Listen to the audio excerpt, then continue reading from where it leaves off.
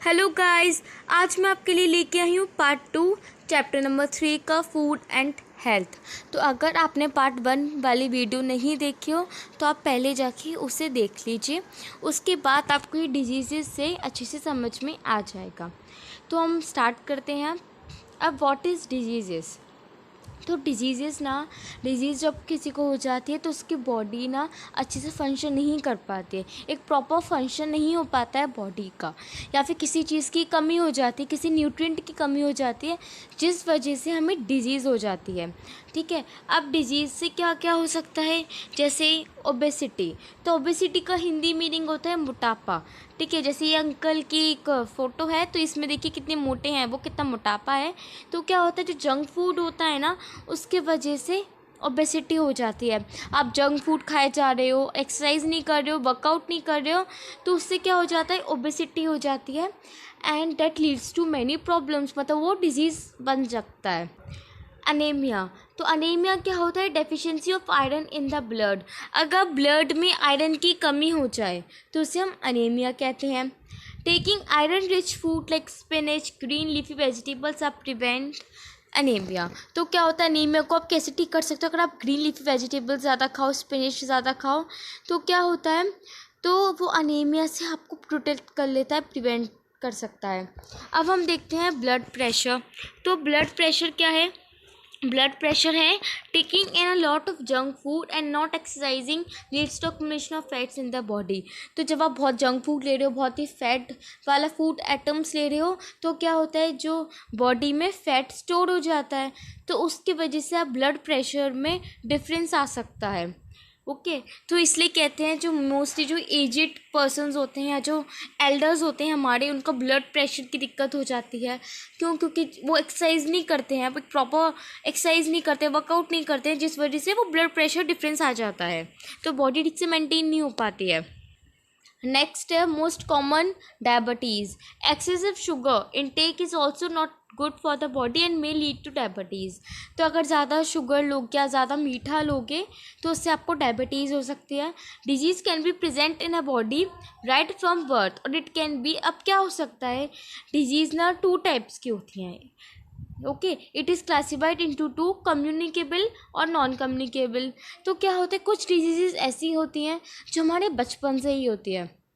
Okay, और कुछ ऐसी होती हैं जो हमें किसी और से मिल सकती है। फॉर एग्जांपल, जैसे ये लॉकडाउन टाइम चल रहा है, कोरोना टाइम चल रहा है, तो कोरोना एक वायरस है ना, कोरोना एक वायरस से हो रहा है, वायरस से फैल रहा है। तो क्या होता है उसमें कि जैसे अगर एक इंसान को कोरोना होता है, वो दूसरे को टच कर लेता है, तो उसको भी वही कोरोना हो जाता है। तो क्या है, वो एक कम्युनिकेबल डिजीज़ है।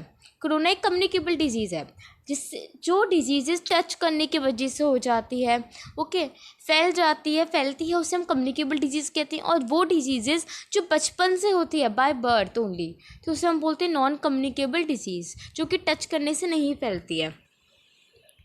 कम्युनिकेबल डिजीज़ का एग्जाम्पल होता है चिकन पॉक्स, नॉन कम्युनिकेबल का होता है ड्रूकेट्स। तो एक एक करके हम अच्छे से डिस्कस करेंगे इसको। Communicable disease, the disease that can spread from one person to another called communicable disease. तो जैसे हमने पहले पढ़ा था कि एक पर्सन से जो दूसरे पर्सन से डिजीज़ फैल जाती है, उसे हम कम्युनिकेबल डिजीज़ कहते हैं। जैसे बैक्टीरिया से फैल सकता है, वायरस से हो सकता है, फंजाई एंड प्रोटोजोन्स। तो ये कुछ माइक्रो ऑर्गेनिजम्स हैं जिससे जो कम्युनिकेबल डिजीज़ हो जाती हैं। तो जो कोविड-19 आप बोल रहे हो, वो जो है वो एक वायरस से फैला हुआ है, राइट, वायरस से फैला हुआ है, तो वो क्या है, कम्युनिकेबल डिजीज़ में आ जाती है। जर्म से हो सकती है। The micro organism that cause disease are called germs. वो माइक्रो ऑर्गेनिज्म जो डिजीज़ कॉज करते हैं उसे हम जर्म्स कहते हैं। These germs spread through coughing, spitting, sneezing, vomiting and excreting. तो क्या होता है, जब आप कफ करते हो या स्पिटिंग करते हो, ठीक है, स्नीजिंग करते हो, तो इन सब चीज़ों में क्या होता है, जर्म्स होते हैं। तो ये क्या होता है, हमारे माउथ के थ्रू जो एयर में जर्म्स फैल जाते हैं। अगर आप उसी जर्म्स के कांटेक्ट में आ जाते हो या कोई दूसरा पर्सन कांटेक्ट में आ जाता है, तो उनको भी वो डिजीज़ हो सकती है। Germs enter the body, a person through the nose से फैल सकता है, माउथ से, ठीक है, विथ फूड एंड वाटर से। They can also enter through cuts in the skin. अगर स्किन में कोई कट लग जाए और उसमें कोई जर्म है, अगर किसी और के कांटेक्ट में आ गया वो, तो उसको भी वही डिजीज़ हो जाएगी, वो जर्म्स फैल सकते हैं। अब हम देखेंगे कम्युनिकेबल डिजीज़ किस किस से फैल सकता है। स्प्रेड ऑफ कम्युनिकेबल डिजीज़, तो एयर से फैल सकता है, वाटर से, इंसेक्ट से एंड डायरेक्ट कॉन्टैक्ट से फैल सकता है। थ्रू एयर से कैसे फैलेगा, जैसे नेजल डिस्चार्ज हो सकता है। सलाइवा कंटेन्स जर्म्स और वेरीज डिजीजेस, तो सलाइवा में हमारे बहुत जर्म्स होते हैं। पर्सन्स के कफ से, स्नीज से, breath are these germs get placed into the air, these germs enter the other person body and cause diseases. तो क्या होता है, जब आप कफ से या फिर स्नीज करोगे ना, तो वो स्नीज के जब आप करोगे तो तब जर्म्स जो हैं किसी और पर्सन के कांटेक्ट में आ सकते हैं और उसको भी डिजीज़ हो सकती है। अब फॉर एग्जांपल थ्रू एयर से क्या क्या हो सकता है, कॉमन कोल्ड हो सकता है, चिकन पॉक्स, एक ट्यूबरक्लोसिस हो सकता है। अब हम देखते हैं थ्रू वाटर में क्या है, जैसे पॉन्ड्स और रिवर्स के थ्रू जर्म्स फैल सकते हैं। Water is consume directly many disease occur in a body, तो अगर आप पानी पिया आपने भाई जिसमें जर्म्स हैं तो आपको भी वो डिजीज़ हो सकती है। अब हम एग्जाम्पल्स देखेंगे जिससे वाटर से फैल सकती है जो डिजीज़, जैसे कॉलेरा, टाइफाइड, जॉन्डिस, ये सब क्या है, वाटर से फैल सकती है, कम्युनिकेबल डिजीज़ हैं। अब हम देखेंगे थ्रू इंसेक्ट से, तो many insect such as mosquitoes ले लो, बर्ग्स ले लो, सैंड फ्लाइज ले लो, वो ब्लड सक करते हैं कुछ ऐसे, है ना। जैसे क्या होता है कि एक फ्लाई आई, उसने आपका ब्लड सक कर लिया, ओके, और किसी को डिजीज़ हो रही है और उसका ब्लड सक कर दिया। फॉर एग्जांपल एक इंसान है, उसको डिजीज़ हो रही है और उसने फ्लाई ने वो गई भाई और उसका ब्लड सक कर लिया, तो अब क्या होगा, वो जब वो ब्लड सक करके किसी और घर में गई, फिर किसी और इंसान का ब्लड सक किया, तो क्या होता है उसके वजह से जो जर्म्स होते हैं ना, वो एक पर्सन से दूसरे पर्सन तक फैल सकते हैं, कि उससे डिजीज़ हो सकती है, वो इन्फेक्ट हो सकता है person. When an insect sucks blood from an infected person and then bites a healthy person, the germs are then transferred to a healthy person. जब वो एक को बाइट करता है, एक डिजीज्ड पर्सन को, फिर दूसरे पर्सन के पास जाते, एक हेल्दी पर्सन के पास, तो उसको भी डिजीज़ हो सकती है। Malaria is caused bye protozoan which is carried by female anopheles mosquito, तो क्या होता है, जब एक मॉस्किटो होता है उसका नाम है एनोफिलीज मॉस्किटो, तो एक फीमेल मॉस्किटो है, जब आप वो बाइट कर जाती है ना तभी वो मलेरिया हो जाता है। अब हम देखते हैं डायरेक्ट कॉन्टेक्ट से कैसे होता है, तो sometimes germs are transfer from an infect person to healthy person, direct contact इधर through clothing, other articles used by sick person. तो क्या होता है, एक पर्सन जैसे उसको कम्युनिकेबल डिजीज़ है, ओके, तो आपने ही उसका वो क्लोथिंग यूज़ कर लिया, फिर किसी और ने एक हेल्दी पर्सन ने यूज़ कर लिया, तो वो चांसेस बढ़ जाते हैं आपको डिजीज़ होने के, ओके। इसलिए कहते हैं जो कि एक सिक पर्सन होता है उसकी चीज़ें जो है उसका ध्यान रखना चाहिए, उसकी चीज़ें ना थोड़ा अलग से होनी चाहिए, अलग टॉवल यूज़ करना चाहिए, उसको अलग कॉम यूज़ करना चाहिए। जैसे एग्जांपल क्या है, चिकन पॉक्स है, मीजल्स हैं, रिग वॉर्म्स हैं। अब हम देखेंगे कि इस कम्युनिकेबल डिजीज़ को हम प्रिवेंशन क्या कर सकते हैं। प्रिवेंशन क्या है कम्युनिकेबल डिजीज़ का, care of patient, keep the articles of infected person separate, तो जो वो पर्सन जो इन्फेक्टेड है उसके आर्टिकल्स को, उसको कॉम्स को, उसके जो है टॉवल को, या फिर जिसमें वो जो वेसल्स या फिर जो कंटेनर्स यूज़ करता है या फिर जो फूड आइटम्स खाता है उसको बिल्कुल अलग रखना चाहिए। The room of the patient should be clean properly, और जो पेशेंट का रूम है वो भी अच्छे से साफ़ सुथरा होना चाहिए। Floor and walls should be clean with a disinfectant, तो डिसइंफेक्टेंट क्या होता है, वो जो जर्म्स को किल करता है उसे हम डिसइंफेक्टेंट कहते हैं। तो डिसइंफेक्टेंट के थ्रू हमें फ्लोर्स और वॉल्स को साफ कर रखना चाहिए। अलाउ फ्रेश एयर को, मतलब विंडो वगैरह, आपको सुबह आप मॉर्निंग में देखो कितनी अच्छी फ्रेश एयर आती है, तो आपको फ्रेश एयर अलाउ करना चाहिए अपने रूम में आए, जिससे वो fresh air and sunlight are natural disinfectant, so the house should be early and open. तो हाउस जो आपका हाउस है वो बंद सा नहीं होना चाहिए, उसमें एयर जो है अच्छे से पहुंचनी चाहिए, सनलाइट आनी चाहिए। तो क्या होता है, सनलाइट और एयर है ना, वो जर्म्स को ऑटोमेटिकली किल कर देते हैं। अब हम देखते हैं यूज़ क्लीन ड्रिंकिंग वाटर, तो ऐसा नहीं कि आप बहुत पुराना पानी पिए जा रहे हो, तो clean and germs free water should be used. Boiling in case of impure water is recommended, तो क्या होता है आपको एक बॉइलिंग वाटर पीना चाहिए, कोई गंदा पानी नहीं पीना चाहिए। Store drinking water in the clean container, अगर आप किसी पीने वाले पानी को स्टोर कर रहे हो तो एक क्लीन कंटेनर में स्टोर करना चाहिए। प्रिवेंट फूड फ्रॉम फ्लाइज, तो जो फूड होते हैं, ऐसा नहीं है कि फूड में मक्खियाँ लग रही हैं, है ना, आपने ऐसे छोड़ दिया फूड, तो फूड को आपको कवर्ड रखना चाहिए।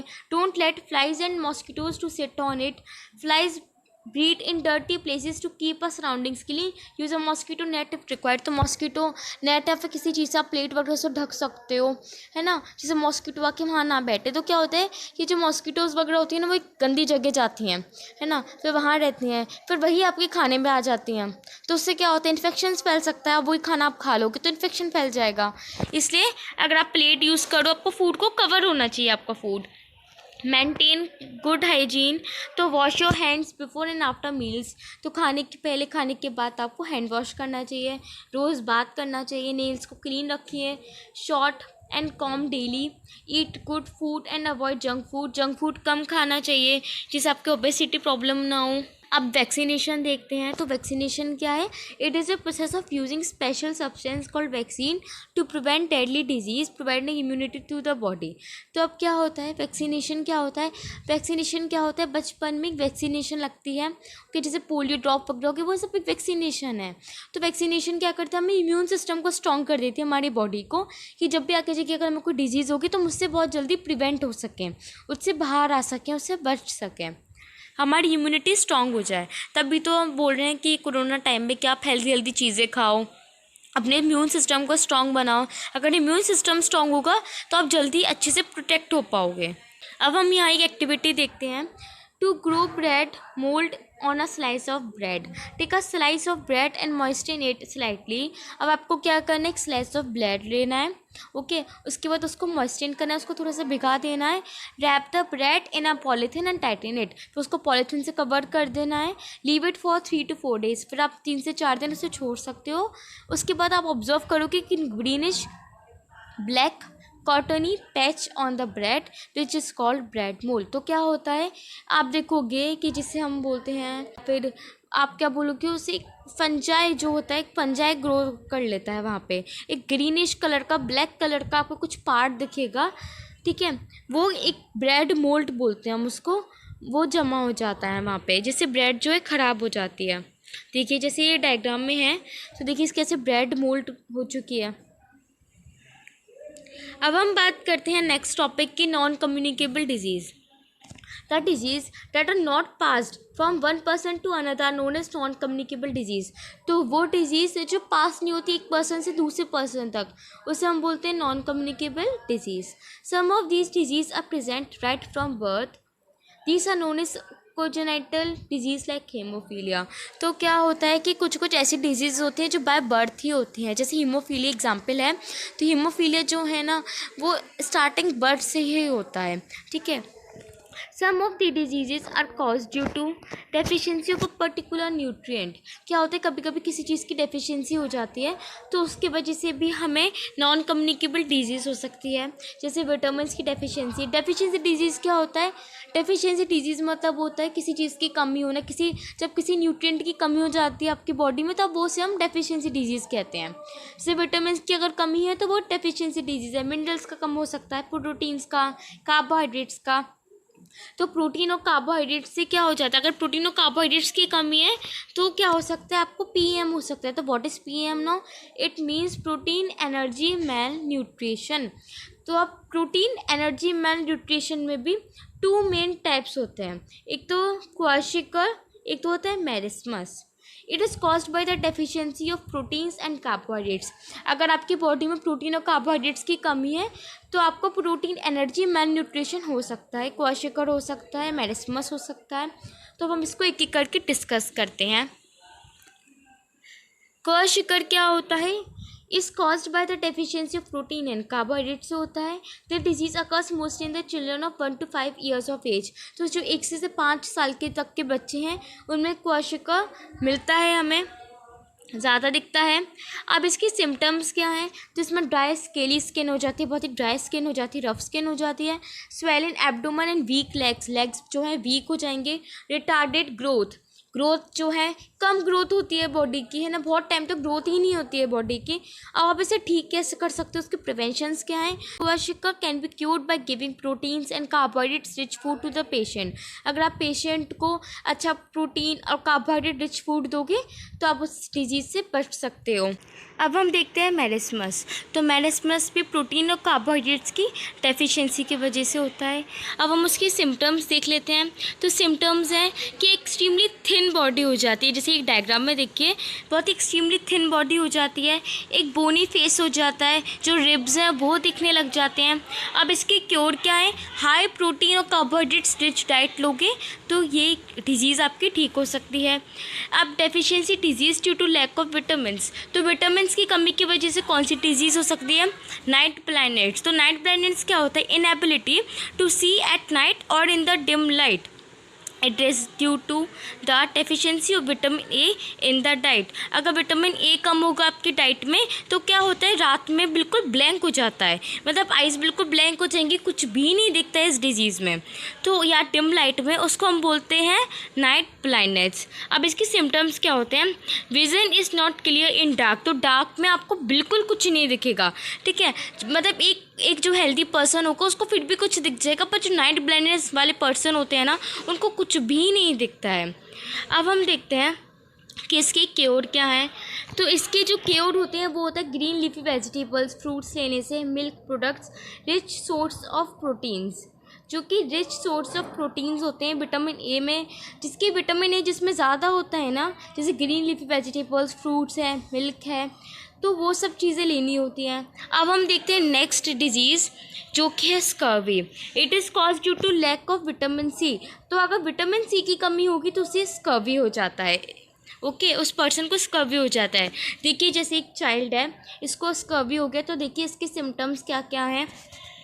जो सिम्टम्स होते हैं इसकी, gums are swollen and frequently bleed. तो क्या होता है, जो गम्स होते हैं, देखिए जैसे आप इसके माउथ में देखिए, ठीक है, इसके माउथ में देखिए तो इसके गम्स कैसे हो गए, स्वेल हो गया है, फ्रिक्वेंटली ब्लीड होता रहता है, ब्लड निकलता रहता है उसमें से।